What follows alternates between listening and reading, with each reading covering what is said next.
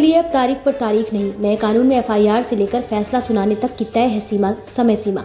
नए कानून में एफआईआर दर्ज करने और चार्जशीट दाखिल करने की समय सीमा तय है, जो पुराने कानूनों में नहीं थी। इसके तहत 3 से 7 साल की सजा के मामले में 14 दिन में प्रारंभिक जांच पूरी करके एफआईआर दर्ज करनी होगी और अगर छोटी सजा का अपराध है तो 2-3 के अंदर ही 24 घंटे में तलाशी रिपोर्ट के बाद उसे न्यायालय के सामने रखा जाएगा। माला दीक्षित, नई दिल्ली। देरी से मिला न्याय, न्याय नहीं कहलाता। इस सच्चाई को जानने के बावजूद भारत की आपराधिक न्याय प्रणाली पीड़ितों को समय पर न्याय दिलाने में बुरी तरह विफल साबित हुई।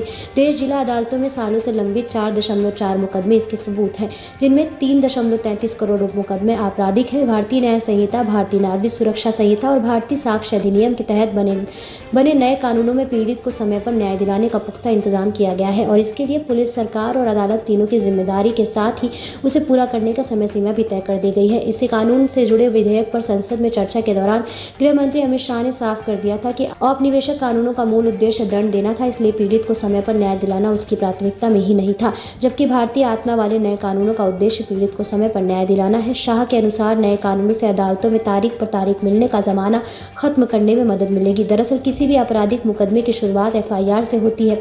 नए कानूनों में एफआईआर दर्ज करने और चार्जशीट दाखिल करने की समय सीमा तय कर दी गई है, जो पुराने कानूनों में नहीं थी। इसके तहत 3 से 7 साल की सजा के मामले में 14 दिन में प्रारंभिक जांच पूरी करके एफआईआर दर्ज करनी होगी और अगर छोटी सजा का अपराध है तो 2-3 दिन के अंदर करनी होगी। 24 घंटे में तलाशी रिपोर्ट के बाद उसे न्यायालय के सामने रखा दिया जाएगा, जबकि पुराने सीआरपीसी में जिला मजिस्ट्रेट को जांच रिपोर्ट भेजने का कोई समय सीमा तय नहीं था। इस तरह से पहले दुष्कर्म के मामले में भी चिकित्सा जांच रिपोर्ट देने के लिए कोई समय तय नहीं था।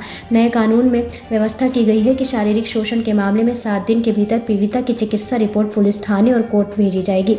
आरोप पत्र के लिए भी अधिकतम सीमा तय कर दी गई है। पुराने कानून में आरोप पत्र दाखिल करने के लिए 60 और 90 दिन का समय तो रखा गया है, लेकिन 90 दिन के बाद जांच चालू रहने के आधार पर आरोप पत्र को अनिश्चित काल लटकाया जा सकता है। नया कानून कहता है कि 90 दिन के बाद जांच जारी रखने के लिए कोर्ट से इजाजत लेनी होगी और किसी भी स्थिति में जांच को 180 दिन से ज्यादा लंबित नहीं रखा जा सकता।